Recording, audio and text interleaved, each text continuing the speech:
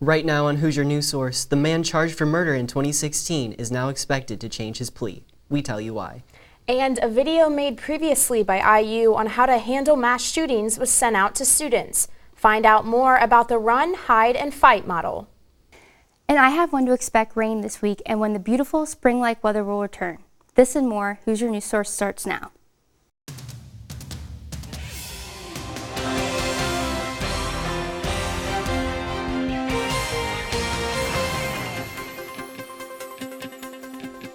Hello and welcome to this week's episode of Hoosier News Source. I'm Meredith Struing. And I'm Andrew Lamparski. We've been enjoying some beautiful weather here on IU's campus, and hopefully we experience even more. Sarah has what to expect the rest of the week.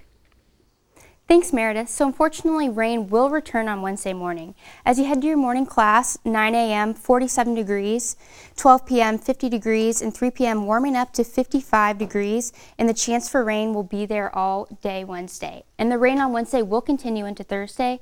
Let's take a look at what's causing this chance for rain. So we can attribute this rain to two separate low-pressure systems coming through our area.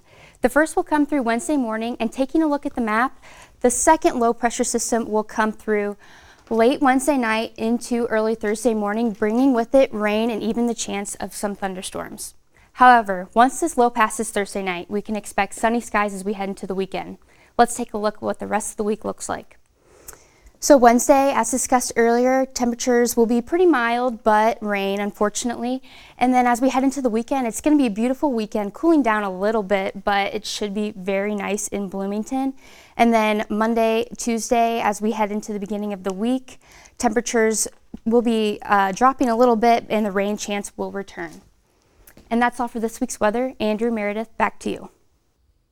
The man convicted of murdering IU student Hannah Wilson, Daniel Messel, is now likely to change a plea in April for a rape case that occurred in 2012. A change of venue hearing was scheduled for Monday to determine where the trial should take place because Messel was concerned about finding an unbiased jury. A hearing and sentencing are scheduled for April 24th. Thursday, Provost Lauren Robel released a statement announcing that the U.S. Department of Education completed a review of IU's Title IX compliance.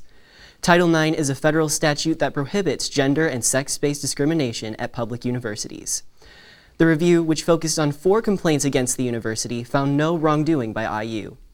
In the statement, Robel also announced a new task force to combat sexual assault in Greek life. Recently, Indiana University released a video to all students informing them of what to do in case of an active shooter. Reporter Katrina Nickel has the story. A video recently released by Indiana University showcases the campuses across the state and reminds viewers of IU's safety mission. 1. That fosters a supportive and safe environment for learning and for living. However, the video's main purpose is to educate the community on the Run, Hide, Fight initiative adopted by IU in case of an active shooter. The video filmed across the Bloomington campus puts into perspective how to enact this plan if ever needed. 911, where is your emergency? I'm on the campus of Indiana University. There's a white male in the business building. He's wearing blue jeans and a gray shirt. He's attacking people with a gun. The Run, Hide, Fight safety model created by the Department of Homeland Security has been adopted not only by IU campuses, but many across the nation. Universities have released their own videos over a course of time. Leave the area. Don't worry about your belongings. Tell others to run, but don't wait for them. There's a shooter in the building! There's a shooter in the building! Turn off the lights, silence your cell phone, including vibration, and hide. And please, don't share on social media your location. Police will arrive at the scene very quickly. You need to know their first priority will be stopping the attacker, not tending the injured. The video concludes with prevention tips and behavioral signs of what may come from a potential shooter. If you're simply concerned about a student or colleague's behavior, you can call IUPD or contact your behavioral consultation team for your campus. For Hoosier News Source, I'm Katrina Nickel. For more information on how to handle emergency procedures, visit protect.iu.edu.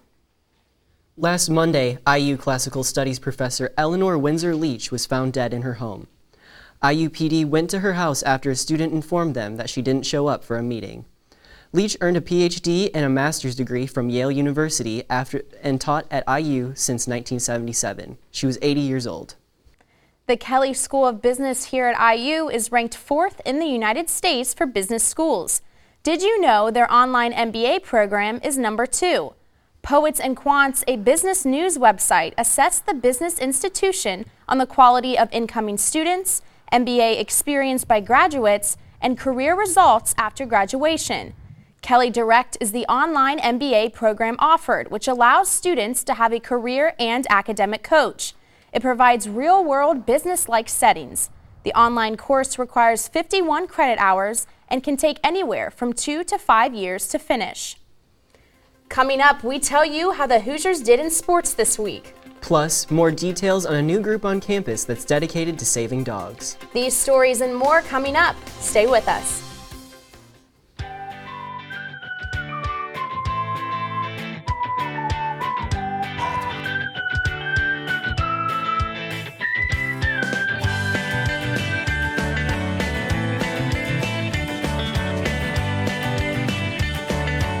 It's an honor to be here.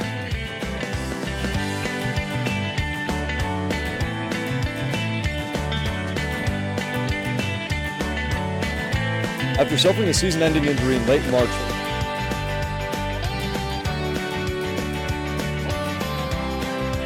as you can see behind me.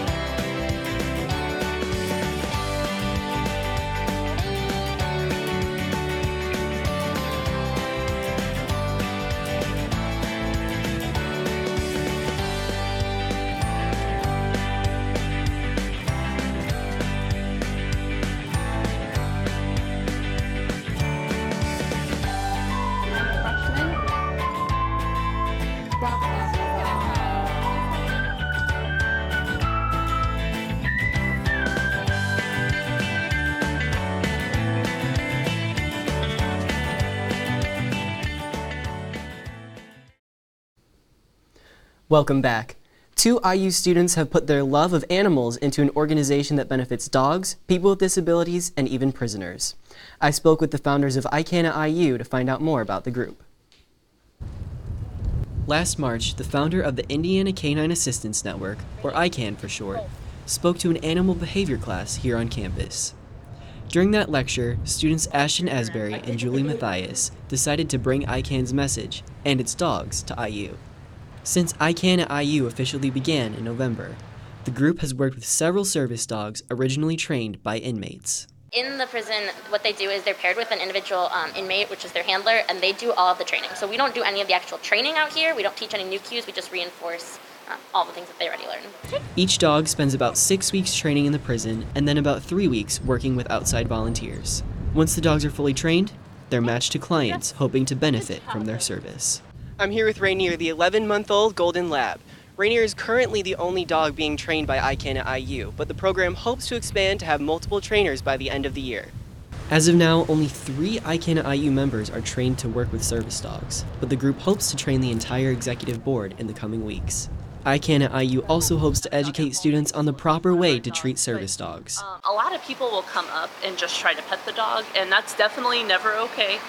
So if I actually needed the dog for a disability, that's incredibly distracting, and that could make the dog miss some kind of cue. We've got a lot of people like staring at us, taking pictures, which is really, it doesn't bother us personally as much, but if it was a working service dog with someone with a disability, having eyes on them all the time, it's the same as looking at somebody being in a wheelchair. As for Rainier, Asbury and Matthias will have a little extra time to work with him to sharpen up his skills before he's sent back to the prison.